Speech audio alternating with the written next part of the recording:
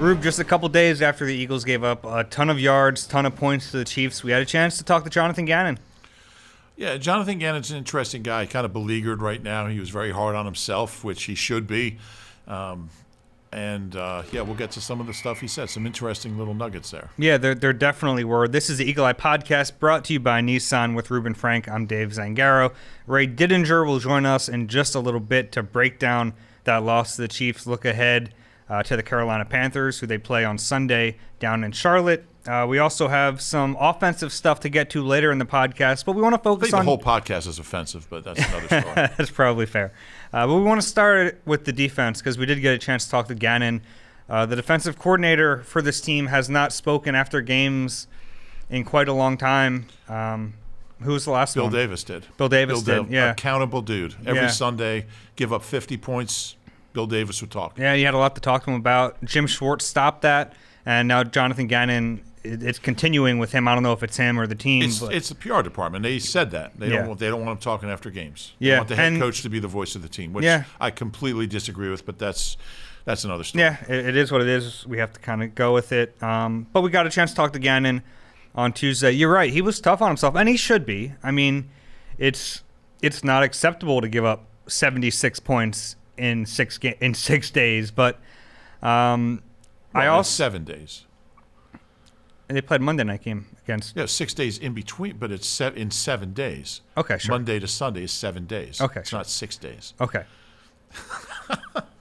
Anyway. Yeah, thanks for that. Yeah, just we strive for accuracy here on the Eagle Eye Podcast. Yeah, well, I did go 76 because I didn't know what to do with that because the Cowboys missed an extra point on a defensive touchdown, so I guess that credit to the defense there. They didn't give up that one. Exactly. Yeah. Anyway. That's how it works. Yeah. But yeah. It's too many. Too many points. Too many yards. And I think a lot of the focus was just on the way he's playing defense right now, which is two deep safeties. He never has a safety in the box, and they're giving up a ton of rushing yards.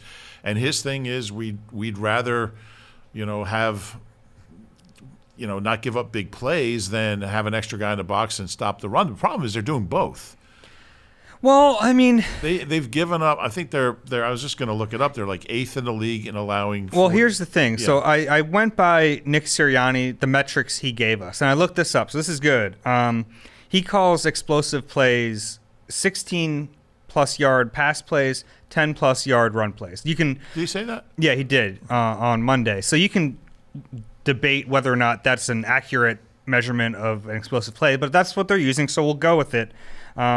Defensively speaking, they've given up 11 16+ yard pass plays. That's second in the league. Pretty good. 10+ run plays, they've given up 19, worst in the league. So, but it's clear that what their goal here is to take away big pass plays, force teams to run the ball, but you have to stop the run in order to make that work, and they haven't done that. Yeah, now I do think when you're facing Pat Mahomes, it skews the numbers a little bit. He's one of the greatest ever. But to play defense this way, which I'm not opposed philosophically to doing that, because I do think it's harder to beat a team running the ball than throwing the ball. So if it works, that's great, but you have to be good on third down as well. And the first 2 weeks they were, and the last 2 weeks they weren't. So playing defense is always going to be some give and take. I'm more of the belief that there are situations where, hey, let's put the safety in the box here. That situationally, he doesn't seem to want to do that. He's got his reasons, but I think that I didn't even see a lot of missed tackles in that Chiefs game. They mainly just had great holes. They had huge holes. They ran through them. They had great cutbacks. Edwards-Helaire is not – he's a good back. Helaire. He's a good back, but he's not an elite back. He's a good player, but the Eagles kind of made him look elite. They got to do better with the guy, and I think it comes down to the linebackers and the D-line. To play defense this way, those guys have to make plays. And Nick even said that yesterday. I mean, he actually – said those guys have to play better, the D-line and the linebackers. The linebackers have been terrible the last 2 weeks especially. And the D-line, it comes back to Fletcher, who, what's he got, 3 tackles all year? 5. 5 total, 2 assists and 3 solos. Yeah. He's one of only 8 defensive linemen in the league with no sacks, forced fumbles, quarterback hits, or quarterback hurries out of 96 who've started 3 or more games. But they need plays from the guys up front, from the front 7, and they're not getting that. So, and we've talked about them missing Brandon Graham, and they certainly do. But you can't lose one player and your run defense completely vanish. It can't. It's not just that. Yeah. It's not just that. And look, it hasn't helped. You hit the linebackers. That's a big deal. I mean, if you're not going to put a safety in the box, your linebackers at least have to put themselves in a position to miss tackles. They didn't even do that. Right. That's what I was saying. They didn't miss a lot of tackles. They just weren't. Yeah. They weren't there. On the season, I'm talking about the 2 starters, Eric Wilson, Alex Singleton, have 6 missed tackles apiece. There are I think there's 9 players league wide who have 6+ missed tackles. Including them. Eagles have 2 of them. Yeah. So. They need better play from their linebackers if you're going to play defense like this, and they're not getting it. Let me ask you a question. Who's their best linebacker against the run? T.J. Edwards. What did he play, 17 snaps? Yeah, he's not playing a bunch. And it's tough because it's not like clamoring for T.J. Edwards can't be the fix. He's a limited player. But, yeah, I get what you're saying there. He's clearly their best run-stuffing linebacker. I mean, if only this team had drafted a linebacker in the first 3 rounds recently. Oh, wait, they did. And Davion Taylor, he played 9 snaps coming back from a calf injury. It's not like that would be a fix. I'd play Davion Taylor more. Because if you're going to take your lumps with a linebacker, might as well be a young kid who's, a third-round pick and has some talent. I want to see him more. Eric Wilson is what he is. He's a limited player. Alex Singleton, great story. And I think he's a decent player. He's not a star. Well, he can't be your best linebacker. Yeah. It's not his fault the team has neglected the position for so long. Right. No, all those guys, I mean, they're all good special. Well, Eric Wilson's not really in that category. He's been a starter, but they're all late round picks, undrafted guys, special teamers, high effort guys. But as a linebacking core, they're just not good enough. Yeah, and this is where we get back to Johnathan Gannon is limited in the personnel he has. And that's ultimately what it comes down to. Yeah, they don't have enough good players. They don't have players. And why is that? Well, because they haven't drafted well.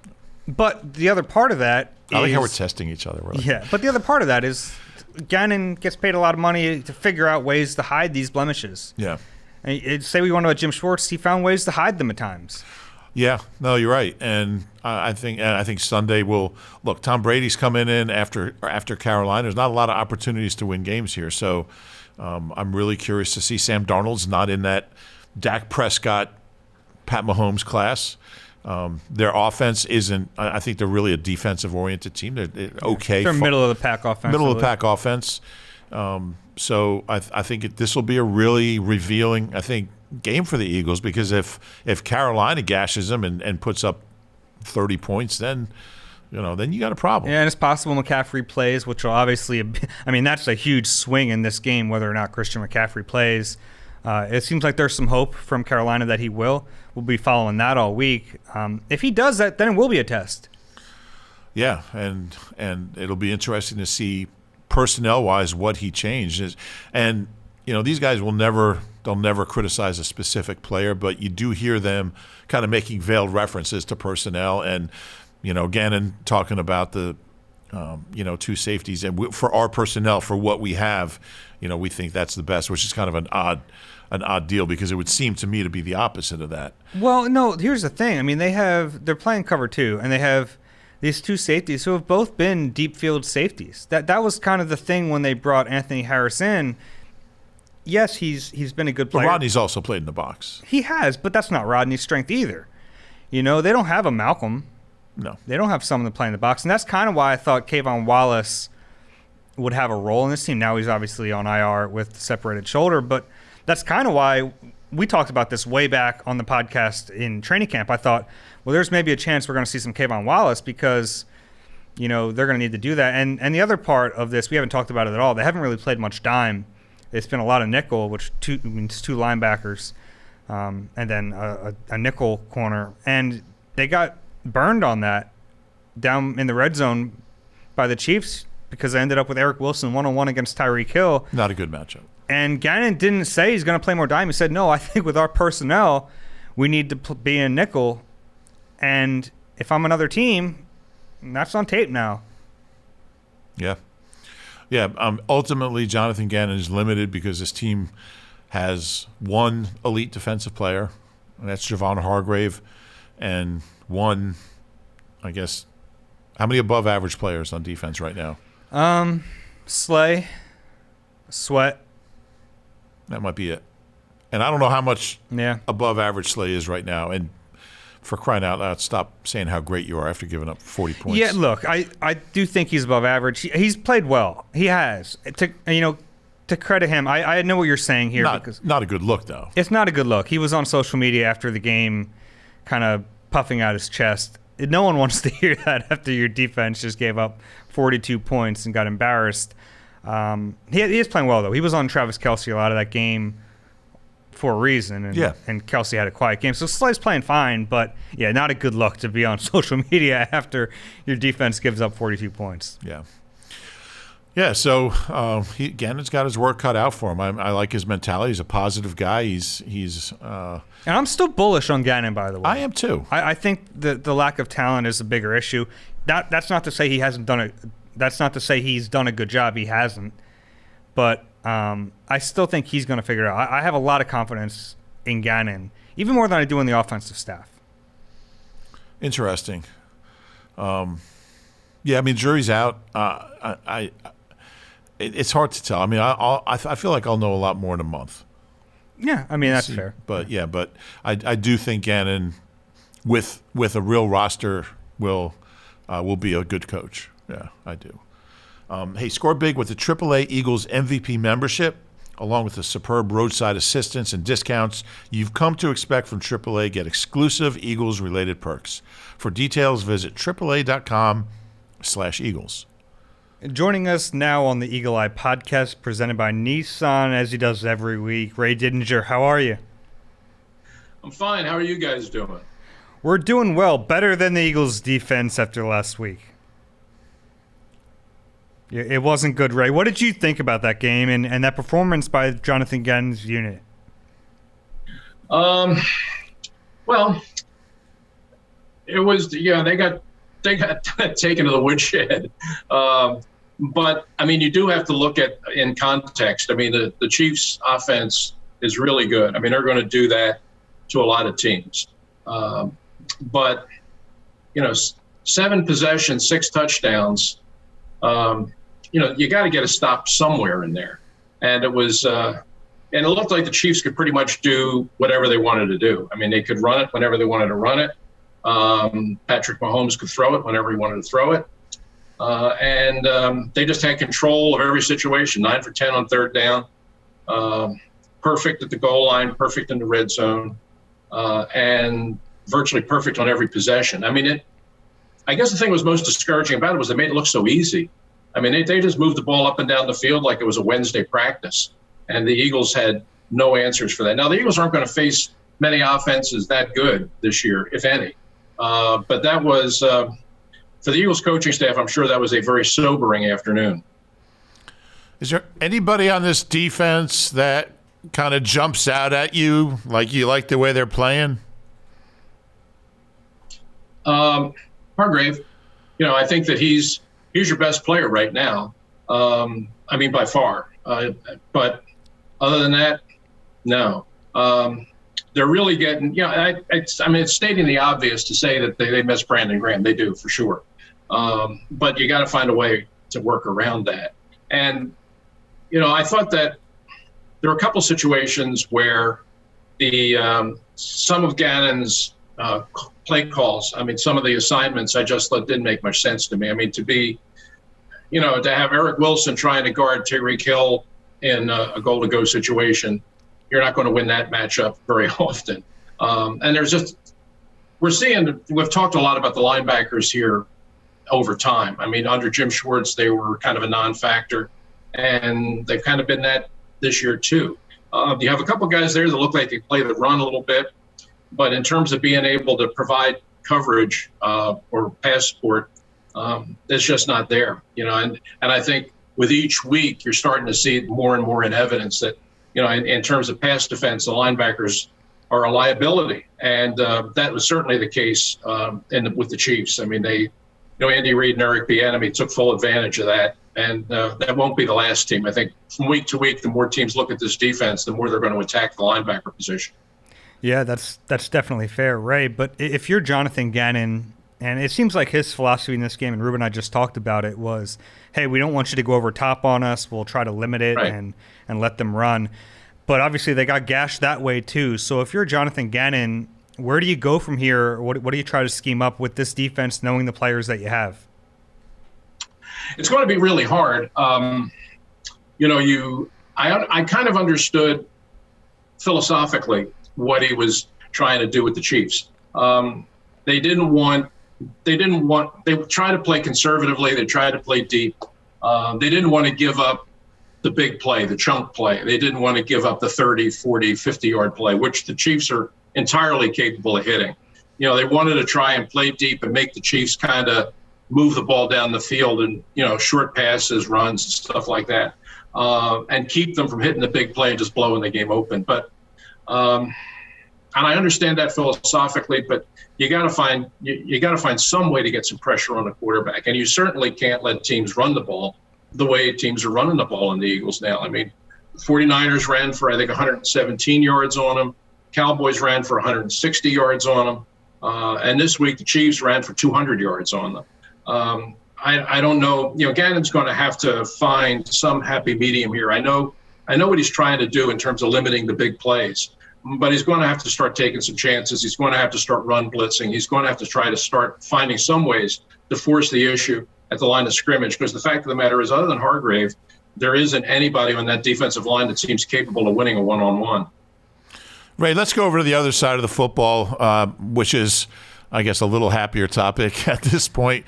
And the growth you saw from Jalen Hurts, who had, I thought, a really efficient game. Obviously not a great Chiefs defense, but he took what the defense gave him.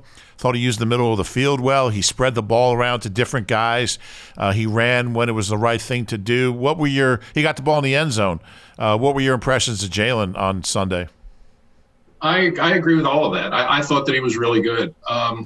It was especially impressive coming off the game in Dallas, where, frankly, he really struggled.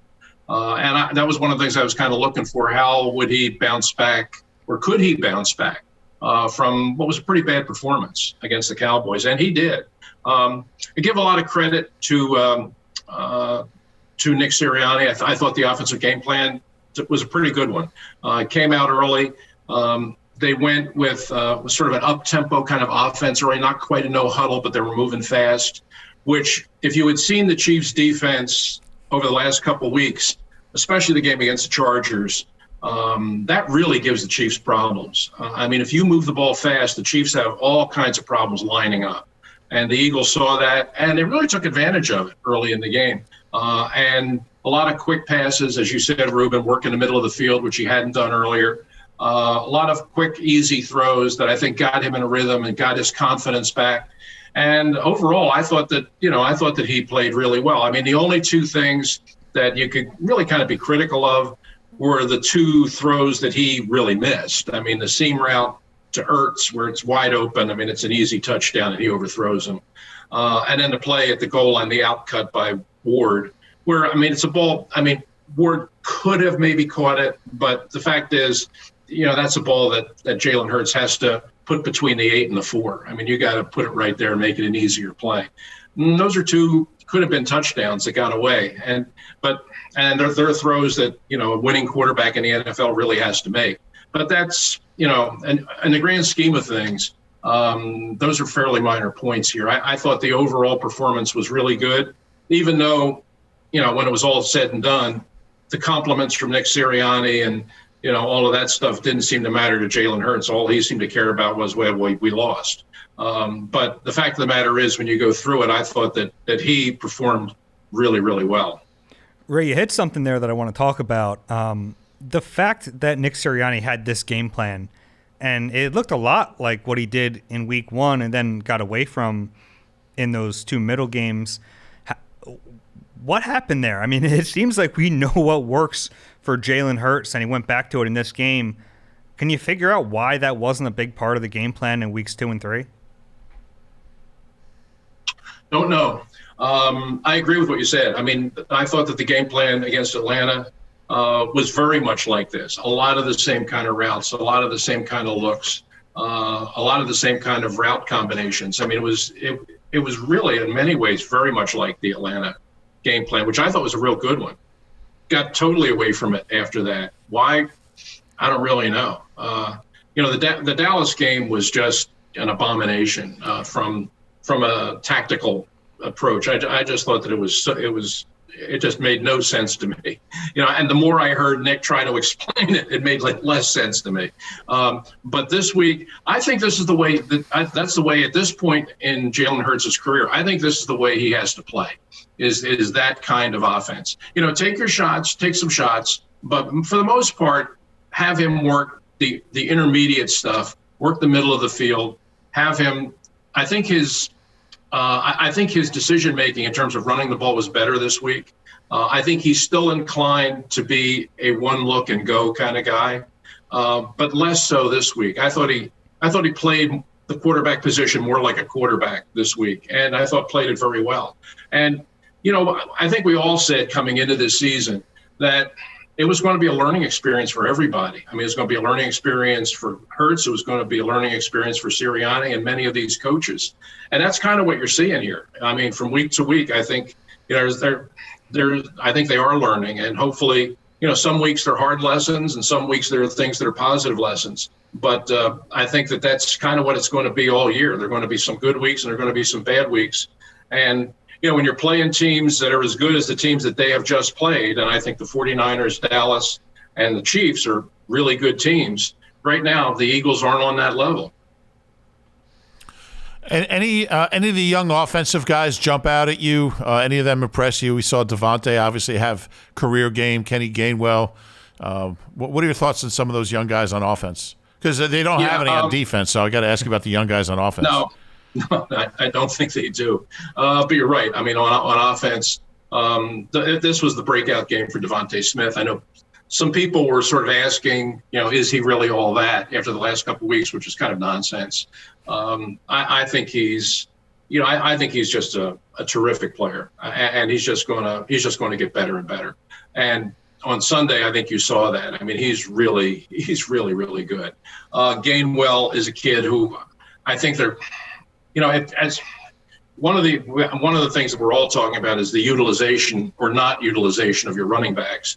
I mean, Miles Sanders has kind of been an afterthought now for 2 weeks in a row, which can't really continue.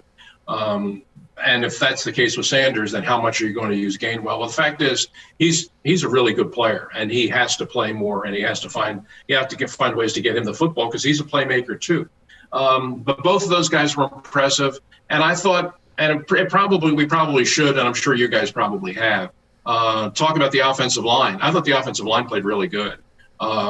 When you consider, I mean, that was the first time literally that they had all been thrown together and asked to play together on like about a half an hour's notice when they found out about Lane Johnson. The fact that they were able to put that whole thing together and go out and perform as well as they did. And I thought they were pretty good, to be honest with you. And Driscoll coming in cold. And after having prepped at guard and now he was going to have to play tackle, I thought he played very well. I mean, it's a loss and there are no moral victories, yada, yada. But I think that the performance of the offensive line bears mentioning because they walked into a really tough situation and I thought they acquitted themselves well. Yeah, no moral victories, but you're right. I mean, the offense, at least, there were some good signs. Immoral victories. Yeah, there were. We'll call them tiny moral victories, if anything. But Ray, as you look ahead to Charlotte, that's a good defense in Carolina. What do the Eagles have to do against them to be successful? Well, I'm trying to figure out a little bit about what I think Carolina is. I know they were 3-0. The teams that they had played, two bad ones and the Saints, who were very up and down. So I think that the 3-0 was a little misleading. And last Sunday they got kicked around by the Cowboys. So looking at it from an Eagles standpoint, I think it's a big game for them. I look at them, even though they've lost 3 in a row, I look at this as a game, even on the road, that I think that they could possibly win. The Carolina defense it's good. It's aggressive. They get after the quarterback, that's for sure. And I don't know what kind of shape the Eagles' offensive line is going to be in this week, but Carolina is a team that they bring a lot of heat, and that part of it's not going to be easy. But I think when you look at the Panthers, a lot of it, now that you've taken McCaffrey off the field, if Christian McCaffrey were playing right now and he were at full health, I don't know if the Eagles could beat these guys, to be honest with you. I mean, the way he runs the ball, the way he catches the ball, everything that he brings to the offense, I don't know if the Eagles have any answers for a player like that. But, he's out with an injury, so they don't have to worry about that. And now a lot of it falls on Sam Darnold, who, was got off to a pretty good start this year. But, I mean, he's still, to me, a very up and down kind of quarterback. So, I look at this as a game that I'm by no means suggesting it's going to be easy, because I don't know that the Eagles are going to have an easy game all year. But I think it's a game that's winnable. But they can't win it going down there and committing 14 penalties and doing a lot of stupid things. If they're going to go down there and win it, I think they're going to have to go down there and play a lot smarter than they played the first 4 games this year. Yeah, I think it's a really – I mean, I don't think they ever really had a chance against the Chiefs. They did keep it close for a while, but this is the kind of game that I think is going to tell us a lot about Nick and his program. And, coming off two 40-point games, being on the road, Mr. Brady kind of looming out there in the future. I think we'll learn a lot about this whole program Sunday afternoon. Yeah, I agree with you. The Panthers are improving. Yeah, I mean, you can see they're better than they were last year, and they do some things well on defense. They're a well-coached, pretty sound defense, but not unbeatable. I really thought that Sirianni's – I gave him high marks for his game plan last week, and I think that, the Chiefs defense has its issues, and after watching them, as good as their offense is and as good as Mahomes is, and he's really good, unless they get that defense shoring up, they're not going to go very far in the playoffs. They really aren't. I mean, I know they've been to the Super Bowl the last 2 years, but they're not going back to the Super Bowl playing defense the way they're playing it now. So, you got to temper your feelings about the Eagles' offensive performance last week a little bit with the knowledge that the Chiefs aren't a good defensive team. But I think that I want to see if Sirianni brings the same kind of approach to this game, because I think that one of the things they're going to have to do, given the way Carolina has played so far, is they're going to have to continue to move at a really fast pace, and they're going to really have to stress short throws and getting the ball out of Hurts's hands in a hurry, because the Panthers are going to come out the tunnel flying. Yeah, they do that. All right, Ray, it's early in the week. Normally we talk to you on a Thursday. It's only Tuesday, but are you leaning one way or the other? I'm not asking you for a prediction. Just I am. Are you leaning one way or the other? I'll go back to what I said a moment ago. If Carolina had Christian McCaffrey, I don't know that the Eagles would be able to stop that offense. I really don't. Without them, they're a different team.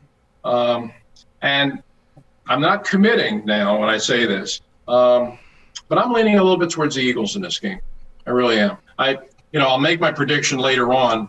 I haven't really studied a whole heck of a lot. But right now, I kind of like the Eagles. I kind of like the Eagles in this game, but that's subject to change. Fair enough. We won't hold you to it. And thanks, Ray. We'll talk to you next week. All right. Look forward to talking to you guys then. All right, Ray. Take care. At Nissan, we just made your choice for a new car an easier one than ever with our most exciting and fuel-efficient lineup. The choice is yours. Now get great offers across our full line. Shop your local Nissan store today at nissanusa.com. Nice pause on the .com. I've been working on it. That was a good one. Thanks to Ray, as always.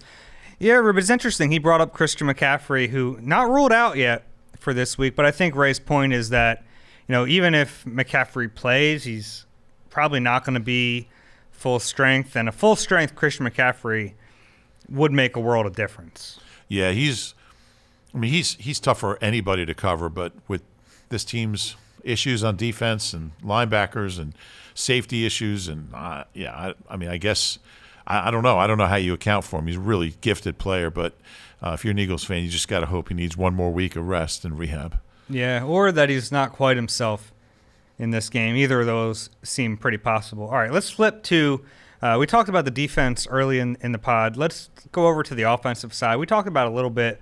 I agree with Ray that Sirianni's game plan was much better against the Chiefs than it was the Cowboys, and much different too. But I want to talk about the RPOs because it's clear that Sirianni wants this to be a big part of his offense because of Jalen Hurts, and that makes sense, right? And you have a quarterback who can run these plays, and they're easy reads. I mean, they are. You read one guy. It's like if the linebacker's there, I throw the ball. If he's there, I either keep it or hand off. So I like the idea of them. The problem is these man downfield penalties are killing them. I think they have 5 so far this year. Yeah, and it's really bad timing because the Eagles get a coach that wants to run RPOs. I mean, he's basically said Kevin Patullo is here because of his expertise and background in RPOs. You basically tailor the offense to it the same year the NFL makes it a point of emphasis with their officials. Now, they haven't changed the rule as far as illegal man downfield, but it's a point of emphasis, which means they're looking for it. So, even the tiniest infraction is going to get a flag. And when the whole essence of your offense, or a big chunk of it, is something that it depends so much on timing, and then it's something they've got to clean up. They've got to figure out either don't use it so much, which is not ideal because this is what his offense is, or find a way. I mean, to do it quicker and to do it with more precision, so you don't get these flags. Yeah, it's a really tough thing to figure out. Your attention, please. The fire alarm in this building has been activated. Rube, you did a great job putting out that fire, man. That was pretty cool. Yeah, it was fully involved there for. You were running with buckets of water and throwing. We had a little bucket brigade set up. Yeah, just a little false alarm there. Anyone watching on YouTube probably saw me jump about a foot when that fire alarm went off. I've never heard that before. What? I've never heard a fire alarm in a building. It was loud. It was. I remember a few years ago, we were in the Eagles auditorium, and there was a fire alarm going off during Doug's press conference. Right. And now it's like the point with fire alarms. Do you notice this? Where no one leaves. Everyone's like, oh, it must be a false alarm. And I remember sitting in the auditorium for like 5 minutes, and I was like, it's still going off. And I was like, maybe we should leave, guys. Like, maybe we should. We all walked outside. Yeah. But this one was we found no big fire. We're good. Yeah. The Wells Fargo Center is still standing. Still intact for the Sixers opener. Yeah. Yeah. What the heck were we? We're talking about the man downfield. RPOs, yeah. Yeah, so you have Andre Dillard in the last game. Points come off the board, and it's really hard to fault Dillard because on those RPOs, you're run blocking even if it turns into a pass. So it's, to quote our old friend, I won't say his name, it's a fine line here. It is, because you got fine line. In order to successfully run block, you do have to get to the next level. But if it's going to be a pass, you can't, because you don't want to get flagged for it. And it took points off the board. And now that not only is there an emphasis league-wide, but now the Eagles have put this on tape, refs know the tendencies of the teams they get each week. So now they're going to be watching the Eagles even closer for this. Yeah, it'll be interesting to see how they deal with it. And the last thing you want to do if you're Nick Sirianni is let it affect your play calling. It might come to that. It might have to. That's the problem. It might force them into calling them less, which isn't ideal because they clearly already identified this is what we can do to gain favorable matchups and to out-scheme opponents, and it takes a tool away from them, a pretty big tool. Yeah, we'll see how that goes. It'll be interesting to watch. Yeah, I know there are some people who aren't fans of those option plays anyway who are like, yeah, good. But I like them. I think it's – I enjoy just Sometimes, like, we get faked out in the press box. I'm not sure who's got the ball, where the ball's going. So if it's working on us, it's got to be working on the defense. Yeah, and generally, I don't know if that's the case. Generally, like, I think of those penalties as being quarterback penalties, because the timing is normally a quarterback issue, not all the time. The way Shane Steichen talked about it, though, it was more about teaching the linemen to stay closer to the line when they block, which is kind of weird. Yeah. But I guess that's what they're going to have to do. And the essence of the play is the longer the quarterback waits to make that call, like you can have the ball stuck in Miles. Well, when Kenny Gainwell's, you can have the ball there and just kind of wait to see how the play evolves, and then either stick it or throw it. But obviously, the longer the play goes on, the more in danger you are of having that penalty. Yeah, I think the key is after the mesh point, the ball's got to be out. Yeah. It's tough, though. I don't know what they're going to do about it. The other thing, another little offensive tidbit that we've talked to both offensive coaches about are these scramble drills. And I agree with both of them. There are plays to be made on scrambles because Jalen Hurts has the ability to get out of trouble, and not unlike the last quarterback either. We saw this with the last quarterback. There were always opportunities because he would get away from pressure, keep his eyes downfield, and then it's important for those receivers and tight ends to break free. They have to know that the play is still alive. And I found it kind of fascinating that Shane Steichen admitted, we have to start repping that more in practice. Yeah, it was interesting. Scramble drills are always fun, and guys are kind of trained. You ever watch that Donovan play in Dallas on Monday night? The play that lasted forever. And but if you watch like the receivers, like he goes all the way to the right sideline, and all the receivers are kind of flowing that way, and then he starts running across the field, and all the receivers are flowing that way. It's like a little kid soccer game around the ball. Yeah. Exactly. I like the way Shane Steichen put it. He says it's like 5 on a dice, and you look, you think about the way a die is laid out with a 5, and that's the spacing you want. You want, guys to. You're basically making it up as you go along, but within a pattern to try to find some space, get open, and give Jalen a shot to complete a pass. But you don't want him obviously throwing across his body, and so it's a fine line. And it's funny, excuse me. I mean, with a Randall, with a Michael Vick, with a Donovan, with a quarterback that can move.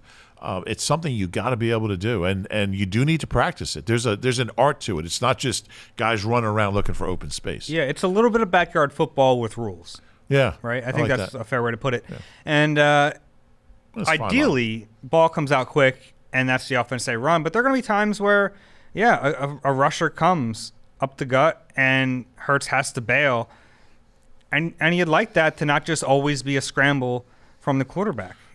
Because sure, a scramble can pick up chunks of yards, but the idea should still be to get the ball downfield, at least look pass first. And we saw it with Mahomes. There were a few times where I went back on my rewatch of this game, and he would break free, and he had like a 5-yard run, and he ended up getting a yard on it because he was looking to pass downfield, and at the last moment, he's like, I got nothing, I'll run out of bounds.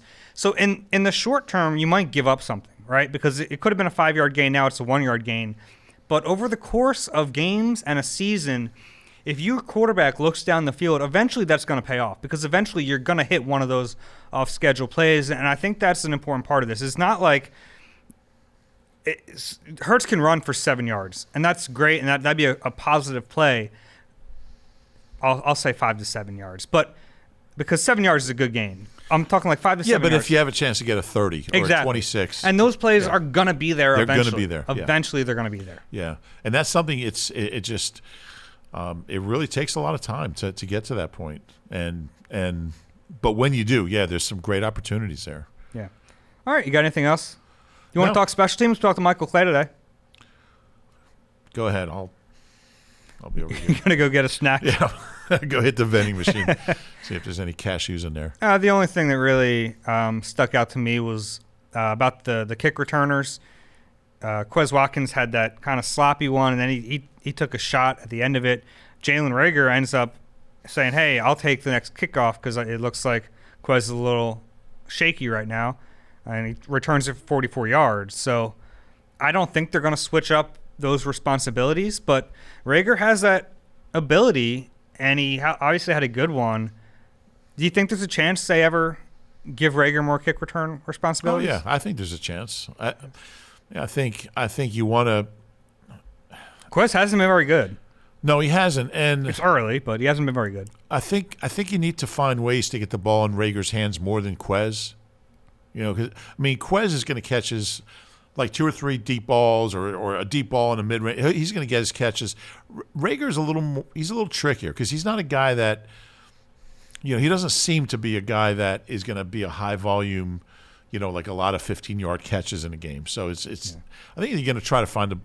You know what I mean? Yeah, I mean, he wasn't a big part of the game plan last week. And they're always talking about like, you know, getting him short stuff and trying to get him to make a play, you know, an end around. And that's all he did. He had 1 catch for 9 yards. It was a quick play, and then there was the end around.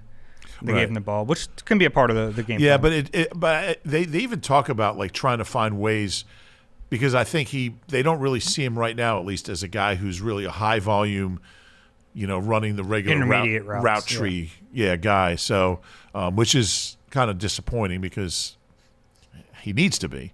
At some point, he's got to be that. But, I wouldn't be shocked if they go that way. Yeah, and good start, 44 yards. That was their best return of any kind this year. Yeah, it was a good one. Yeah. All right, let's wrap it up. If you enjoy the podcast, please rate and subscribe wherever you get your pods. If you're watching on YouTube, please click the like button there and subscribe on YouTube as well. We want to thank Ray Didinger for joining us as always. That'll do it. We'll talk to you later in the week. For Rube, I'm Dave. This has been Eagle Eye presented by Nissan.